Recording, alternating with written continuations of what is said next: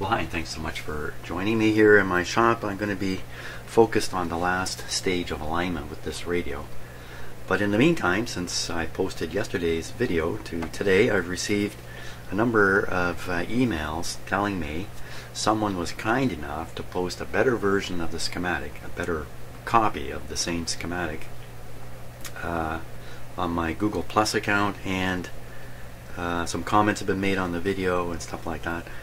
So thank you very much for the comments, and we're going to be looking at the better schematic diagram shortly, and that's raised a couple more issues with this radio before I carry on with it.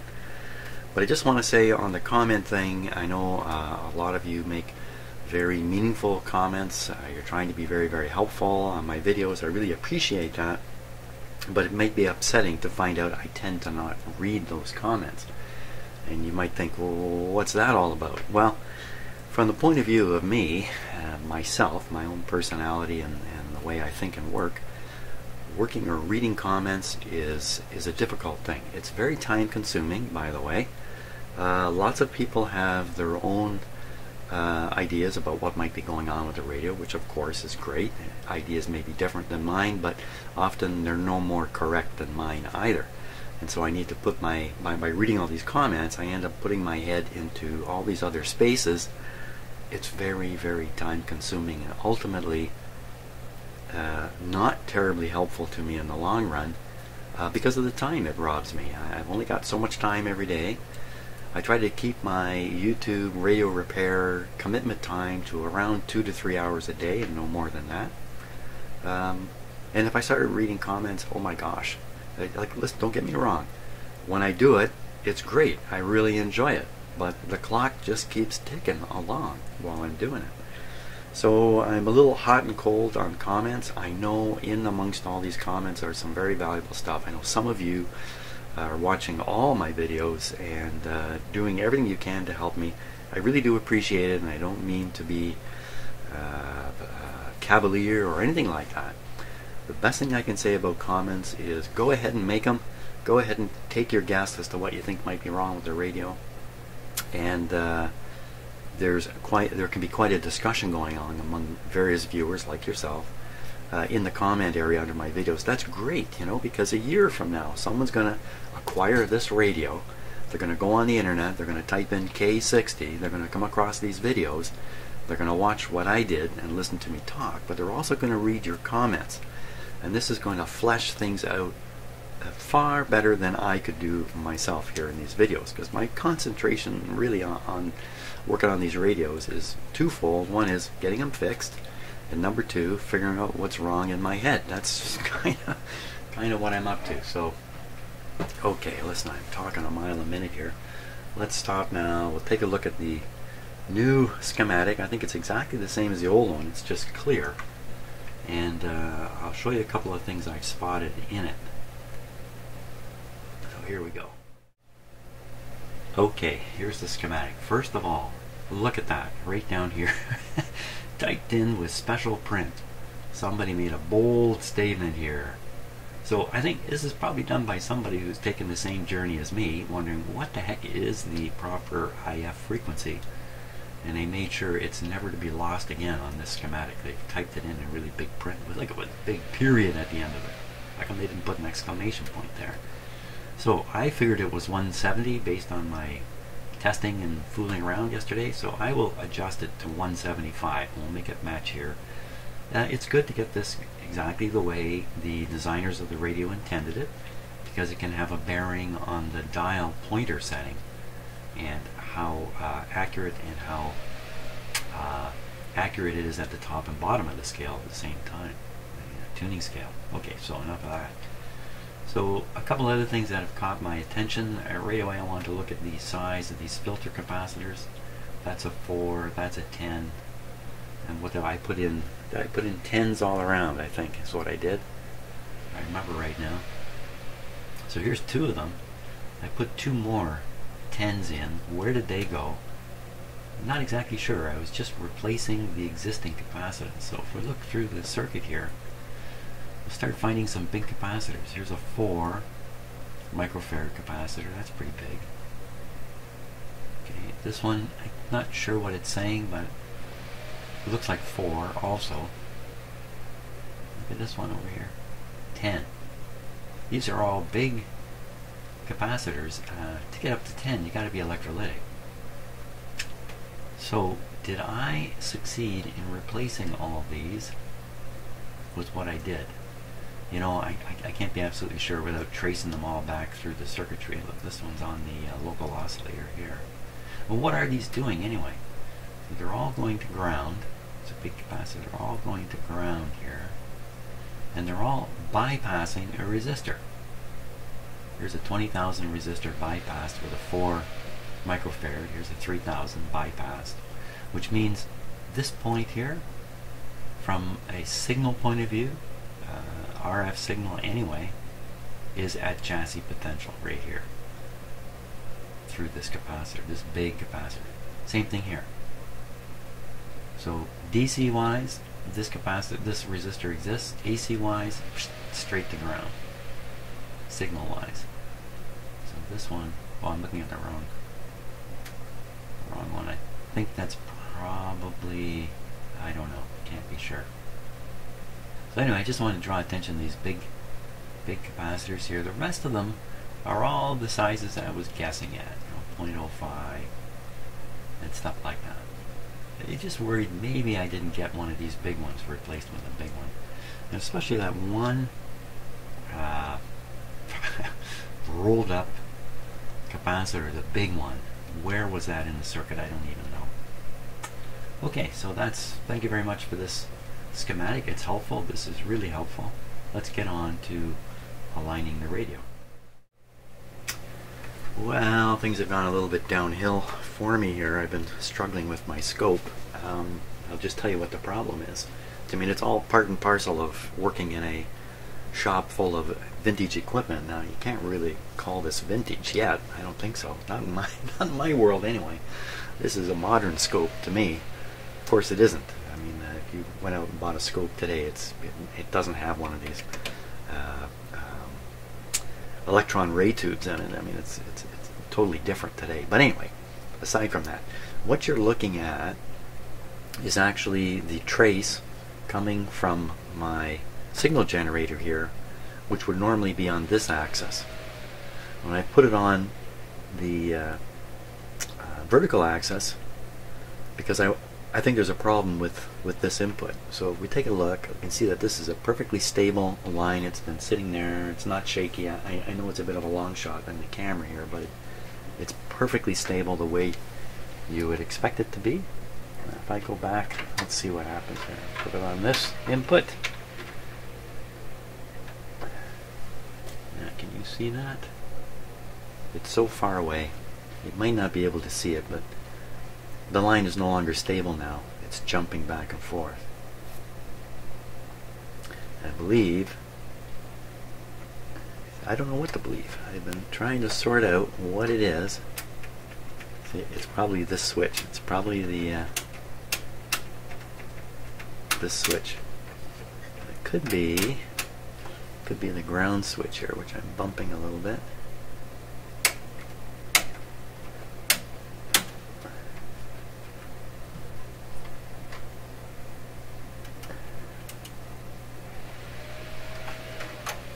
So I don't know, I've been doing this, start doing it again here, I've been doing this for a long time now, trying to sort it out. So I think what I'm going to have to do, because I need this to be absolutely functioning right for the kind of test I was going to do, I'm going to have to transfer everything I was going to do on this scope over to my older scope. It's a little bit out of the way here in the corner, unfortunately. So that's what I've been doing here for the last while. Let me get all that set up now. Okay, I think I'm just about ready here to try what I'm gonna try. Okay, so what I've got going, let's go over everything here and make sure it's all set right. So I got the sweep generator operating here. Okay, the sweep is running between supposed to be 150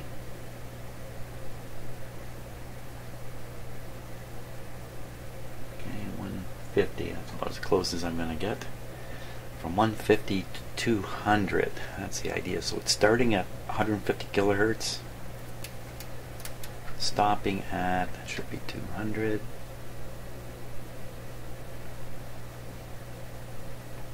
Oop, wrong control. 200. Can't quite get there. I gotta get there. Get there earlier. I guess maybe it's warmed up a bit. It won't, let's do this. Get to 200 this way. Ah. Can't get down. Isn't that something? I can't get to 200 here. Okay, I got one more trick up my sleeve.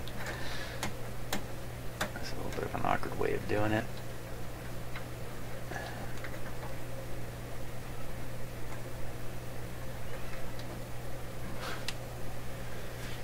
Today is just not working out for me. Okay, so if you want to stop at 196, short, that's 4 short of 200. Who's meowing out here? If it's short of 200 by 4, then I want the other one long of 150 by 4, so 154. There's method to my madness here. 154. Let's put it up. You know what? Let's go to 160. I'll tell you why. 160. 160 is 15 below 175. Okay, so now we're going to put the stop at 15 above 175. 15 above 175 is 190. So we'll put this to 190. Okay, so what that's done now is it's arranged the sweep coming out of this generator. Okay, 190. There, it's sweeping now. It's arranged the sweep so that dead center of the sweep is 175. It's interesting, that's actually reporting 175 in the center of the sweep here, but I think that's more a coincidence than anything. Okay, so that means it's now sweeping through the IF frequency. Okay, so you can see something going on the scope over here. Let's take a closer look at it. Okay, this isn't your usual scope display. This is an XY display, and it's way off center here. Let me center it again. It's very important this be centered now. So this is the sweep I just set on the sweep generator, going from 150. No, what they do? From somewhere to somewhere with 175 right in the middle. So I think it's 190, it's 160 to 190? 160 to 190, for crying out loud. I'm going to double check this. 160 to 190, right on. Okay, let me turn the sweep on here. So that's what's sweeping through here. The center 175 is here. Now, why does it look like this? Because the X input, the vertical input, is just random noise at the moment. We're going to change that. We're going to switch. Let's go back to the big camera here. We're going to switch on the radio, and the result is, well, we'll see. Okay, let me just double check a couple things. Okay, so I've got the scope and the meter, the AVC meter hooked up the same way here. So that's what the scope is looking at. The scope is looking at the AVC output, or the rectified output of the detector. Okay, that's good. Grounding.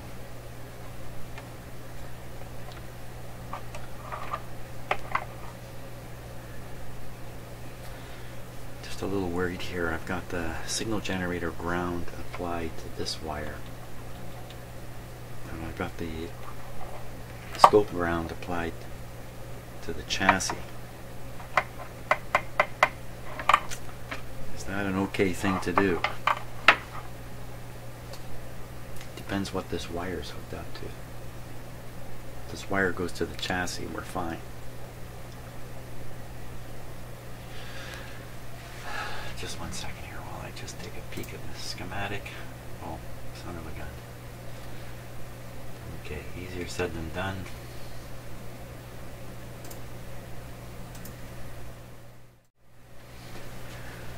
Okay, quick check of the schematic, and this wire is going straight to the chassis. Good. Okay, so everything is set. Let's fire on this, fire up this radio here. Okay, got the right response on the dim lights. Let's keep an eye on what's going on with this scope now. Not too helpful if it keeps looking like that. So we are feeding in a sweep signal into the antenna, but it's very weak at the moment. And this is not at all what I expect to see on the scope. Not at all.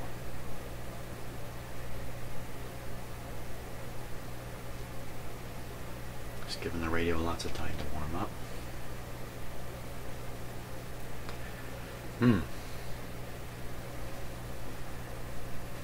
Okay, let's turn up the output of the sweep generator here. You can watch on the long camera. I think you can still see what's going on the scope. It shouldn't look like that at all, not at all. So I don't think this is going to work out. Here we go. Especially with my arm in the way, isn't it?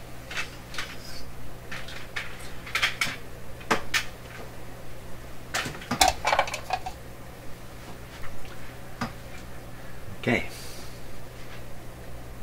Oh yeah. What's with all that noise in there? Here, let's take a good look at this. So there's something as usual. I've run into something weird. So what I'm doing is I'm turning up the output on the sweep generator, and you can clearly see a spot there, and it's not 175. How much you want to bet it's 170 where I tuned it last time. But what's with all the dancing around in there? It shouldn't look like that, I don't think. Should be a nice, smooth. This almost looks as if I don't have a ground connected from the scope. Let me just wiggle a few things here. It certainly looks okay. I take it off. Ha! Okay, so what's going on here? You're going to have to see this. What is going on here? Well, as usual, in these complicated affairs, I tend to spend a lot of time just dealing with equipment connections. So this is the ground coming from the scope here. When I remove it, doesn't make a heck of a lot of difference, does it? So, can I make it all the way?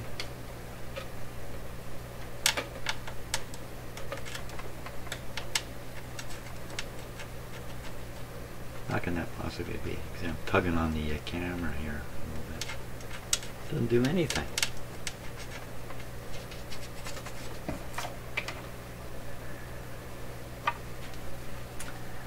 My gosh. Every time I turn around, I've got an unanticipated battle to fight.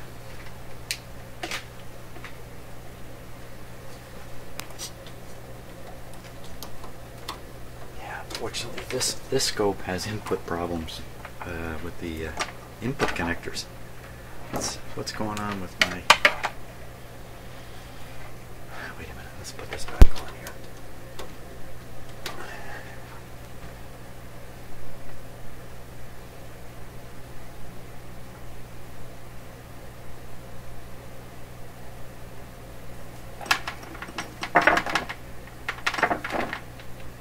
Seems fine.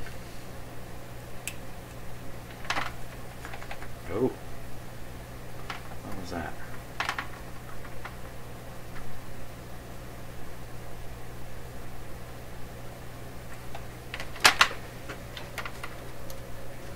It's probably on the scope itself. A little bit of a look at how loose it is. Oh man, give me a piece of equipment. I got more scopes. We can just keep going back in time here. I got a scope from the, I'm sure it'd be the late 50s, early 60s, and then I've got one from the mid 50s. You just keep going back. This is probably out of the 60s. I just keep dragging out bigger and bigger scopes here. Okay, so I think I know what the story is. I think it's the connector right on the scope. So let's go back to trying to make this work here on the radio. Holy smokes. It's a fight at every turn. Okay. So put this on the ground. And then this has to go. Where'd it go?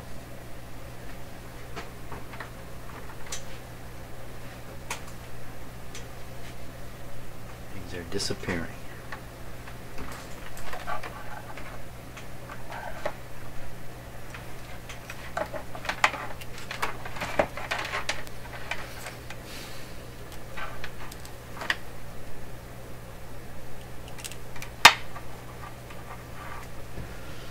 Well, it's not quite what I expected. Okay, first I'm going to center this display. It's drifted. It needs to be centered. Okay, so I think it's centered. Now, if everything's right, 175 is in the middle. Now, and what's happened is I've tuned the IF to 170, and that's why it's over here. But before we get going too far on this, still not quite in the center. Let me double check the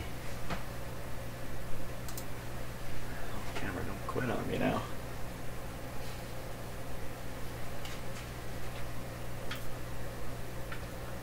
I never know what's going on. I never know what's going on. What's going on? When I check this still reports 175. We're at 189.5. That's good. 159.8. That's good. Okay, so we're sweeping here properly. So the display on the scope is correct in the sense that this is 160, this is 190, and right in the middle is 175 on this line. So you see I've got it tuned to 170. So all I got to do is tune the radio and move that dip to the center. That's all I got to do. That's all I got to do. And we make this visible. Okay, now yesterday I found out that there was high voltage on here. You know, I was suspicious of that because they have these metal coverings. If there wasn't any voltage, they probably wouldn't bolt on a metal plate to cover those holes. They'd probably leave them exposed. So rather than stick a and why does Jim always use a metal screwdriver?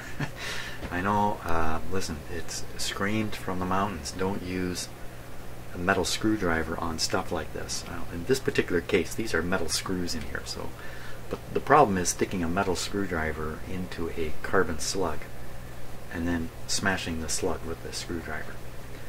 The problem with the plastic tools, certainly the ones I've got, you can take any one of these plastic tuning tools, is if you pinch the edge here, you can turn this, you can twist this. Okay, and with that spring-loaded effect, you have a heck of a time trying to set anything into any particular position. So I use a very, very stiff shafted thing. That's this. But if I use this in there, I run the risk of a short. We don't want to run the risk of a short. We want to reduce that risk. So I'll get another tool here. Somewhere I've got one. I've got lots of these tools down here. One of them's got to be stiff enough to do this. I'm looking for... Hey, look at that. That might do it right there. Okay, I got where we were. Now,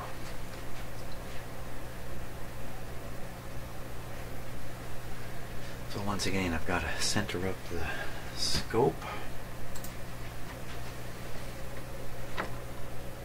Which appears to be drifting a bit. Dirty controls all over the place. Here we are. That should do it. Here we go. Now, we'll start with this one here. I'm in. I'm watching the display. This is tricky. This is almost trickier to do than using a voltmeter. Okay, got less. Got more, but I'm trying to move it over. Very tricky. Okay, not going anywhere. So I think when you do this kind of thing, you really want to try to pick the most sensitive coil first. The most sensitive trimmer first. See, this is just not turning. No, it won't turn. I'm just loading up the screwdriver shaft. Let's try this one here. Okay, this one I can turn, but wow, it's really stiff. Any notion of where that hump is going? Can anybody see it going to the right? Okay, it went away.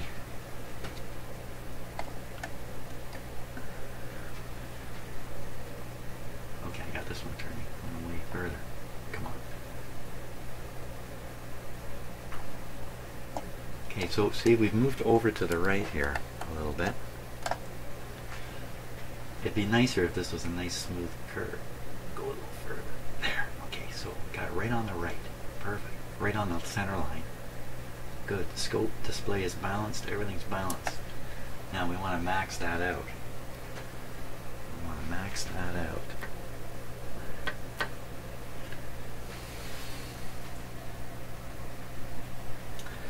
Okay, we'll go back down to this one here. This is really hard to max it with it jumping all over the place like that. Okay, so that seemed to move it bigger and over. So I'm going to put this just back a little bit. So I think that's actually where it should be. Go back here. Until we get them all lined up, you won't get a max on the line, so to speak. Let's go back this way. Okay, I'm guessing that one's now lined up. It's this guy here that seems to be the big boss.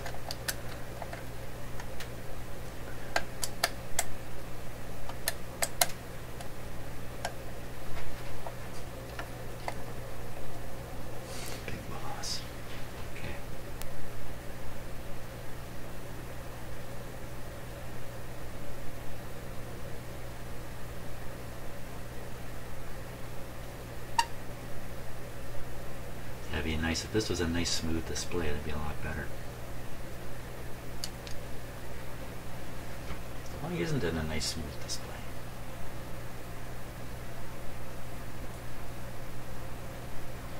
I don't know, but the fact is we got it tuned up to 175 now. Everybody believe that? I don't know if I even believe it. Okay, we can double check this. We will double check this. Okay, here we go. Now, I'm just concentrating on looking at this meter here, which I'll just show you right now. It's actually showing a positive voltage here, which it doesn't quite make sense to me. I think there should just be varying degrees of negative voltage at this point. So I'm going to switch this to the negative setting, and I'm going to tune the signal generator through 175, and there you can see the meter jump up. Now I'm going to max the meter out. Okay, so that's maximum meter reading, and you can see the frequency is 173. My frequency counter, don't tell anyone, it's about 2 numbers low all the time. So actually 173 is 175. That's great, but here's something else. Let me keep tuning the signal generator off of 175. What's that? Okay, I'll peak that up.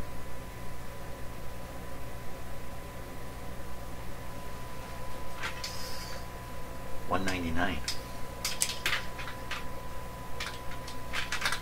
So exactly what this is telling me, you know, I got my imagination on it. Let me go higher. See, I can hear it there. Even though it's not showing up on the meter, I can hear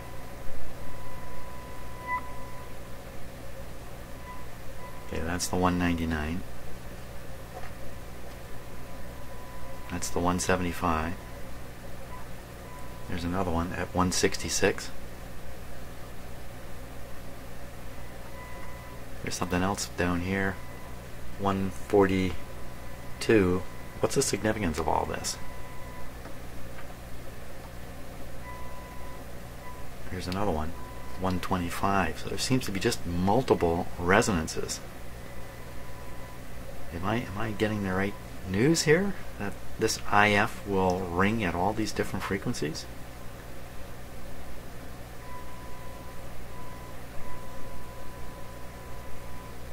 That's 165. That's the real one, the one I want, 175. Or does this mean that the IF is actually, the adjustments I was making are actually so far out that there's all these different peaks in here? I can't imagine that. Let's pick one. We'll pick the lower one here.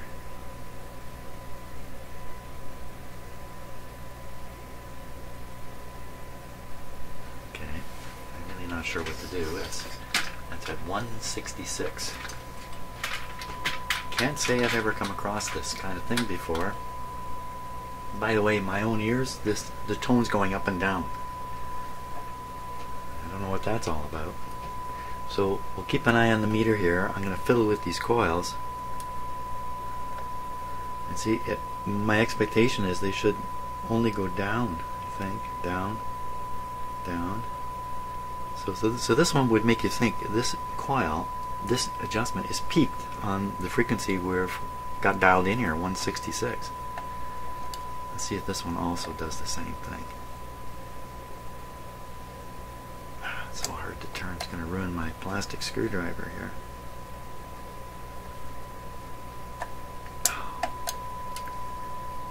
See, if this is actually tuned to 175, then this thing should go down in one direction and up in the other as I tune the coil or mistune it towards the 165.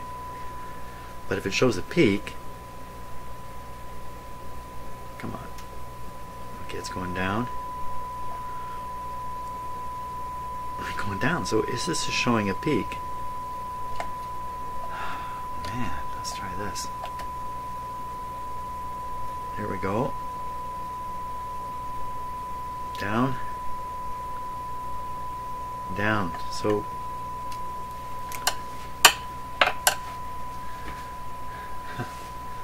okay, so at this point all these coils appear to be peaked at 166. Let me dial in 175 here. Just temporarily swing the camera out of the way.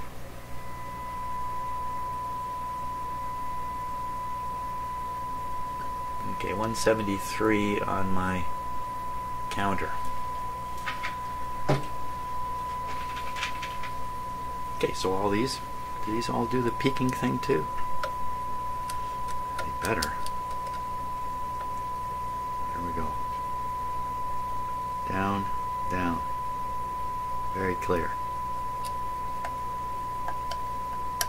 Is there more coils to turn? Down.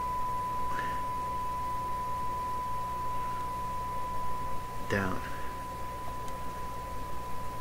Oh, I hate using these plastic tools. Hate's a strong word, eh? Here we go. Oh, hey, look at that. Ooh, this guy's way off. He went way up. He went up. Now what about his buddy here? His buddy might go up now too.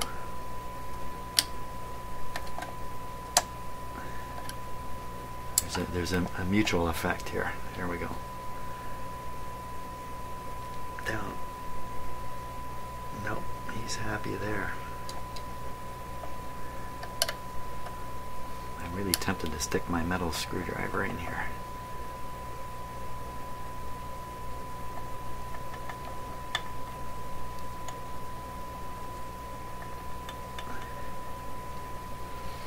Okay, well that it's tuned differently. Let's see what happens as I tune around now. Going down.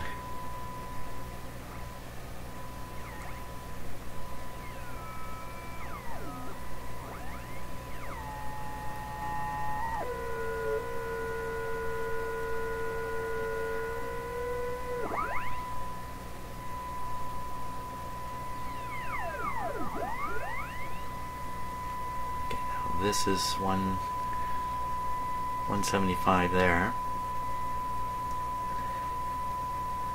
173 rather on my pointer, just as I set it, on my frequency counter rather, my pointer. Going down again. Notice you can hear the modulation. Let me turn it up a bit.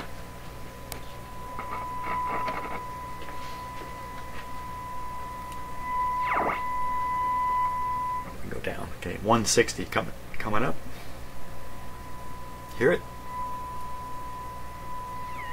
False peak, right there. Then just above it, heterodyne noise.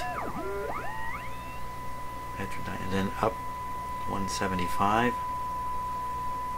And back down.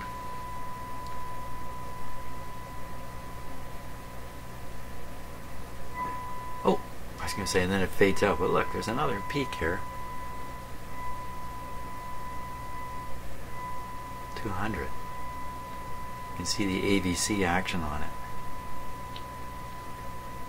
Well, what this kind of says to me is, if any signal is converted to, by use of the local oscillator, to any one of these frequencies, it will come out of the speaker. So this radio is tuning 1, 2, 3.5 spots simultaneously. That's the main one. Here's another one up at 200. Let's go even higher. Huh. This is 250. I mean, this is really saying, if you put a frequency of 250 kilohertz into the IF of this radio, it will come out of the speaker. This means this radio will have a horrible mistuning problem. If it should be a coincidence that when the one, that's 200, I'm going down again, that's the 175.